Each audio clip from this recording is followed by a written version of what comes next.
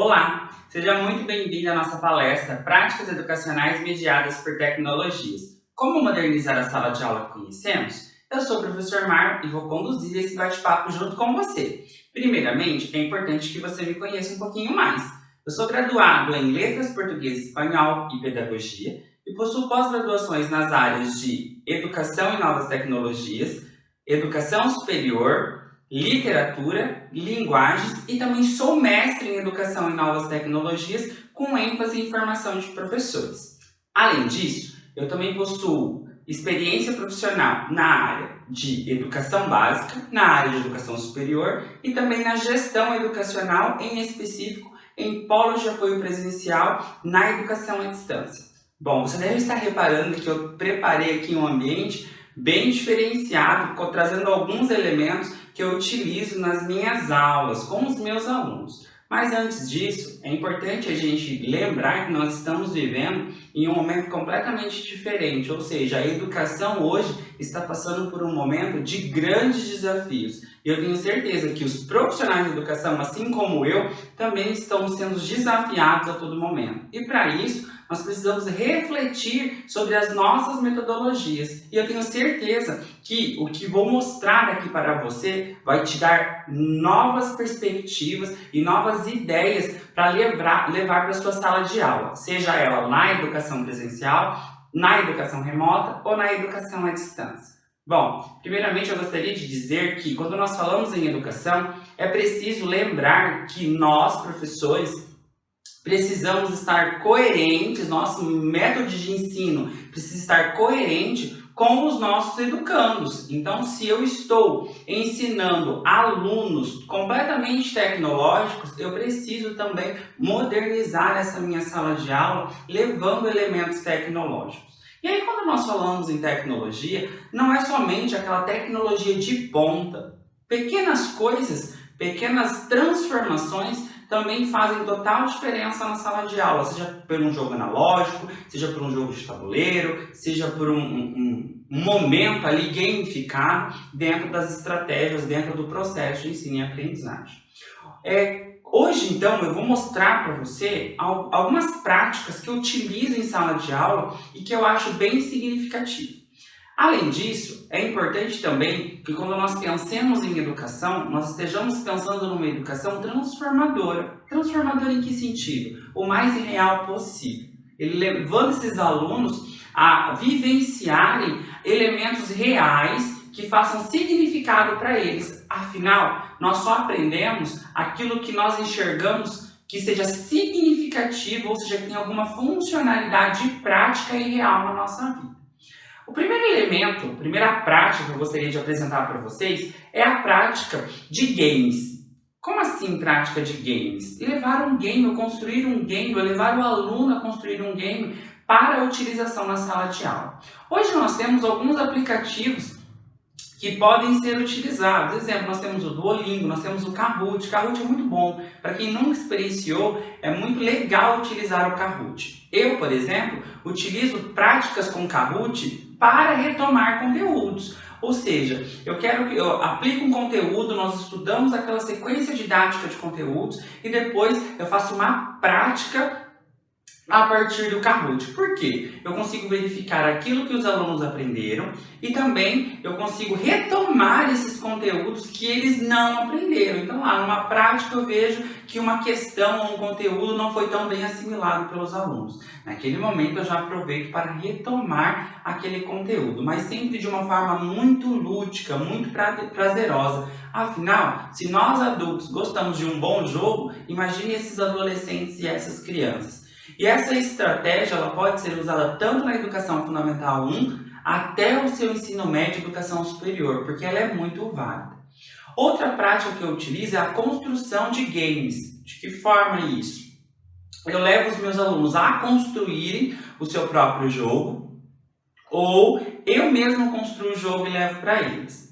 Exemplo, esse material que está aqui do meu lado direito é um material que eu construí para aplicar com os meus alunos. Então eu construí um tabuleiro e aí eu também utilizei materiais para construir esses dados e esses pinos para que eles ficassem em um tamanho que pudesse ser manuseado ali com os jogadores em sala de aula. Eu vou mostrar para você neste momento, acompanhe comigo neste momento na tela, como é esse tabuleiro que eu utilizo, como é a prática que eu utilizo a partir dessa estratégia. Vamos lá?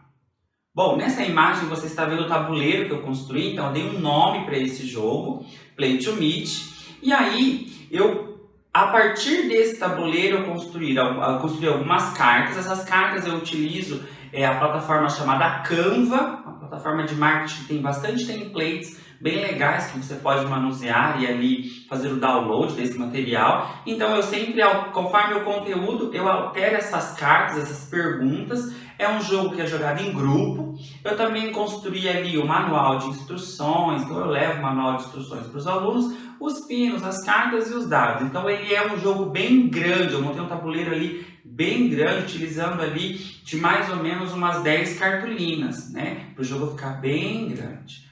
Aí aqui, mais uma foto, né, de como eu utilizo, ali você vê que tem as cartas, os pinos, os dados e ali o manual de instrução.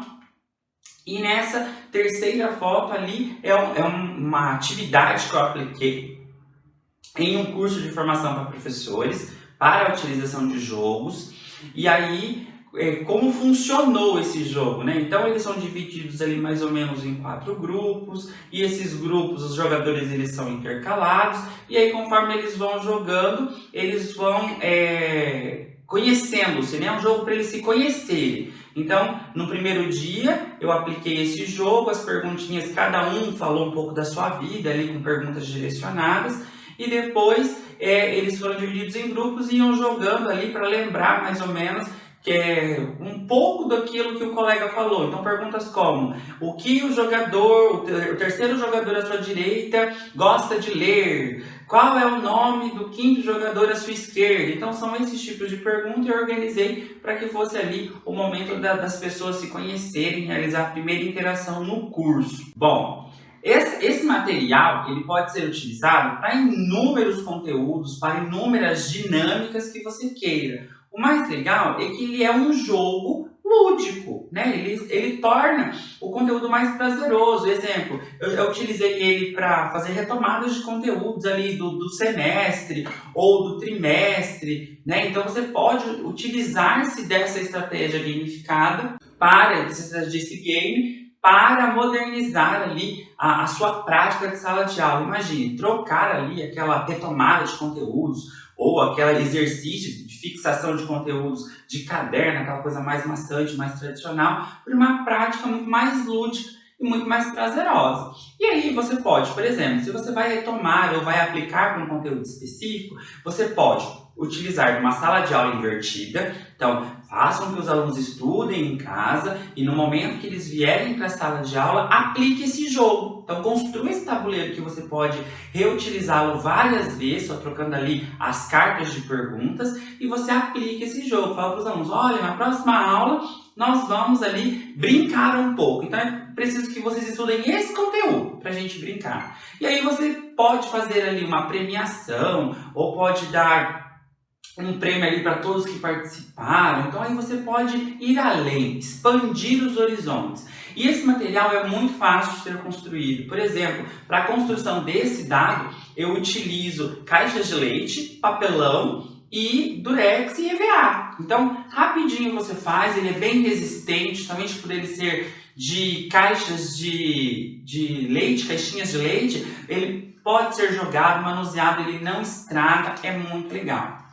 Para fazer esses pinos, por exemplo, eu utilizo aqueles rolos de linha de costura industrial. Então, eu vou até uma indústria ali da cidade, tento conseguir esse material, então eu consegui bastante desse material. Aqui eu utilizo bolinha de isopor, faço ali cola com cola quente, depois eu pinto ali com tinta para artesanato. Então assim, fica bem legal, é um material bem resistente, e aí você pode utilizar outras coisas para fazer, talvez ali um vidro plástico para fazer a parte da base, aí fica a seu critério. O material que você tiver, e o bom é que esse material você vai reutilizar muito, porque ele não estraga, ele tem uma durabilidade bem legal, você pode passar verniz ali para a tinta ficar mais resistente, é bem bacana.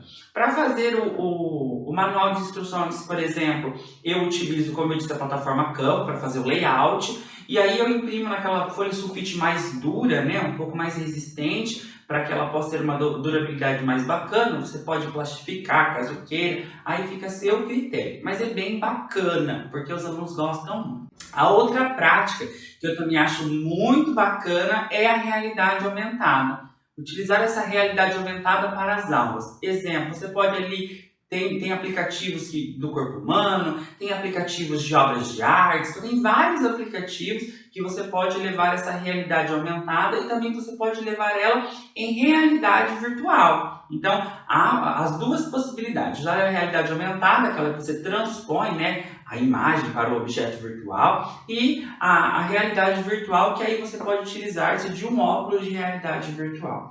Aí você deve estar pensando assim, nossa, mas é muito caro utilizar esse material, é um material caro. Não. O óculos de realidade virtual você pode construir em casa mesmo com os próprios alunos. Como assim? A Google, né, ela desenvolveu o Google Cardboard. O que é isso? É um óculos de realidade aumentada de papelão. Você pode comprar, exemplo, esse daqui é um óculos comprado. Eu paguei ali R$10 nesse óculos. Você consegue achar pela internet mesmo, ele vem já com as peças ali para você montar. Ou você pode comprar as pecinhas para você estar construindo, né? A lente você pode comprar, no Mercado Livre você vai pagar aí R$3 mais ou menos nessa lente. E aí você utiliza ali elástico para dinheiro, papelão e esse velcro, né? Esse material para fazer o suporte da cabeça. Você pode usar uma fita de velcro ali como você queira, mas é um material muito barato. Então os templates você encontra na própria Google, você dá ali buscar o template do Google Cardboard e aí você consegue utilizar e tem o próprio aplicativo. Além disso, você tem ali o que nós chamamos de cubo margem. Esse cubo margem é muito bacana, que você pode trabalhar inúmeros fatores. Exemplo, o aplicativo gratuito você tem ali o sistema solar. Já o aplicativo pago você tem várias, né, ali mensalmente o plano pago, você tem muitas outras possibilidades para fazer. Esse cubo você pode utilizar tanto para a realidade aumentada, quanto para a realidade virtual com óculos de realidade virtual, que é bem bacana. Vou mostrar para você agora como funciona esse aplicativo, né, essa realidade aumentada junto com a realidade virtual, agora aí na tela. Acompanhe comigo as fotos que eu trouxe para você. Vamos lá? Bom, nessa foto eu trago para você uma prática que eu fiz, né, para exemplificar como funciona esse aplicativo do cubo. Então ali, segurando o cubo, você consegue ver ali, através do aplicativo dele, o sistema solar. E conforme você vai girando esse cubo, o sistema solar ele vai se apresentando ali em todos os planetas em 360 graus, que é muito bacana.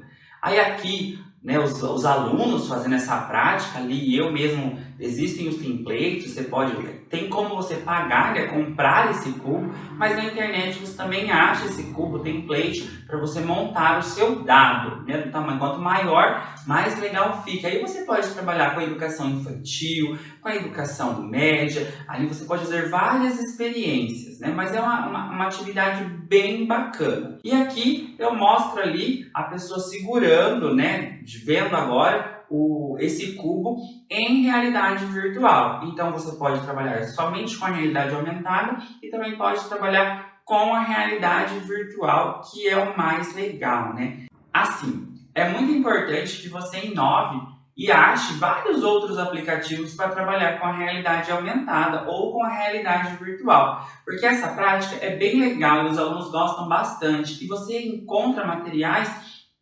de diversas disciplinas, de diversos conteúdos que você pode trabalhar com os seus alunos. Isso fica bem bacana, eu acho isso bem prazeroso para os alunos. E aí você pode inovar, não precisa ficar somente ou no jogo, ou na realidade aumentada, mas você pode inovar. Por exemplo, você pode utilizar o celular dos seus alunos para fazer práticas dentro de sala de aula, práticas monitoradas, porque nós temos que parar com essa concepção que o celular ele veio para destruir o processo pedagógico em sala de aula. O que nós precisamos é saber administrar o uso desse celular em sala de aula. Então, por exemplo, eu não tenho essa problemática em sala de aula, eu gosto bastante de utilizar o celular, desde que seja para uma busca de algum conteúdo, algum significado, ou até mesmo para a construção de alguma prática. Exemplo, eu trabalho com língua portuguesa e língua estrangeira. Então, a última atividade que eu apliquei com os meus alunos foi a construção de um dia de canal de TV. Então eles gravariam programas e eles montariam, né, esse dia de um canal de TV com esses diversos programas de diversas temáticas ali, das diversas temáticas que existem para discussão, desde o programa para o jovem, para o adulto, para a criança, e eles tiveram que construir. E eles utilizaram, né, porque nós estamos nesse momento de pandemia, então nossa educação está sendo remota, então eles utilizaram-se do celular, da internet, do computador para construir esses programas. Então fizeram programas ali, do qual a entrevista era via webconferência, eles gravaram e editaram ali por meio de aplicativos virtuais, igual o InShot, eles construíram o marketing desse material utilizando-se da plataforma Canva. Então, assim, eles utilizaram a ferramenta e, ao mesmo tempo, eles estavam aprendendo o meu conteúdo. Eu tenho certeza que se eu tivesse apresentado esse conteúdo simplesmente de uma forma teórica para eles, por uma videoaula ou por uma aula virtual, não teria sido tão prazeroso quanto se eles não tivessem colocado a mão na massa, construído mesmo. E o mais legal, neste momento nós conseguimos identificar várias competências e várias habilidades diferenciadas. Porque os alunos, eles vão praticar literalmente aquilo que acontece na vida real. Nesse momento ele pode verificar também se ele tem ali uma habilidade para edição, para publicidade e propaganda, para o jornalismo, para a comunicação em geral. Então eles são expostos a ambientes de aprendizagens múltiplas, né? Vários ambientes ali, ambientes múltiplos de aprendizagem, e aí eles vão construindo esse conhecimento e vendo significação na construção desse conhecimento. Ou quando eu trabalho com língua estrangeira, por exemplo, quero trabalhar um diálogo. Então eu levo um grupo de alunos para a quadra e deixo um grupo de alunos ali no refeitório, na sala de aula. E eles começam a gravar um diálogo, por exemplo, em língua estrangeira, em espanhol.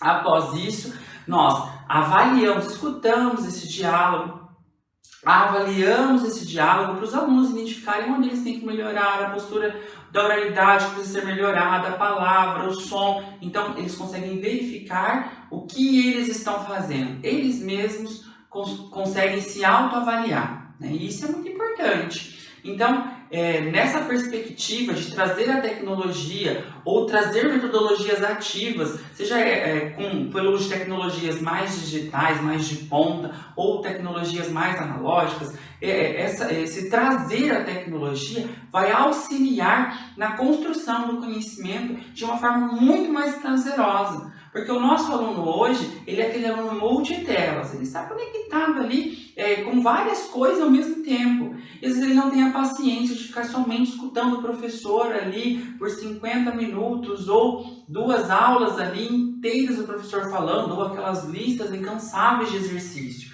É importante então que nós possamos ir além disso, né? Ultrapassar esse limite, ser mais práticos. Os alunos hoje eles querem ser práticos. Eles querem literalmente participar ativamente do processo. E aí é importante que nós estejamos preparados para isso.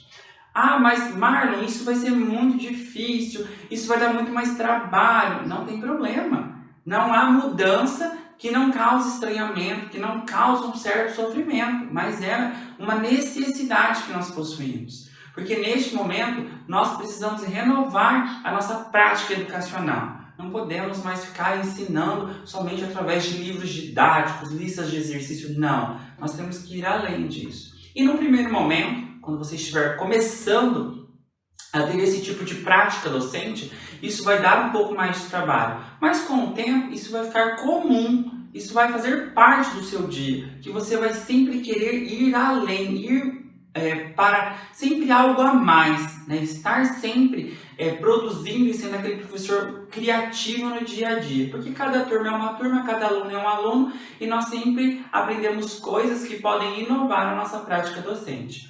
O que nós precisamos, então, é estar abertos para essas mudanças, estar abertos para essas inovações.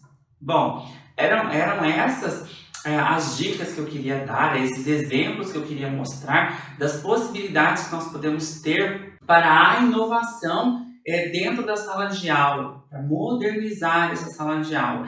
E essas práticas também podem acontecer em ambientes virtuais. Hoje, por exemplo, nós estamos tendo educação remota. Nós podemos aplicar um jogo de uma forma remota, criar uma gincana ali virtual com os alunos, por exemplo, o Google Forms, criar ali estratégias que os alunos vão precisar fazer, construir um jogo utilizando-se do Google Forms ou de até mesmo outras ferramentas pedagógicas, né? Outras ferramentas do mundo digital. Então é importante que você pesquise e sempre esteja estudando para estar conhecendo essas inovações, essas práticas inovadoras. Eu espero que você tenha gostado dessas nossas reflexões. Eu também coloco muitas das minhas experiências no meu blog. O meu blog é papodocente.com.br/blog Papo Docente. Então, caso você queira seguir o meu blog, eu coloco bastante experiências, bastante práticas que eu utilizo ali. Então, eu aplico nas minhas turmas, depois eu descrevo ali como que foi. Então, eu convido você a participar e nós nos vemos em um outro momento, uma próxima palestra. Eu adorei estar aqui com você e até breve.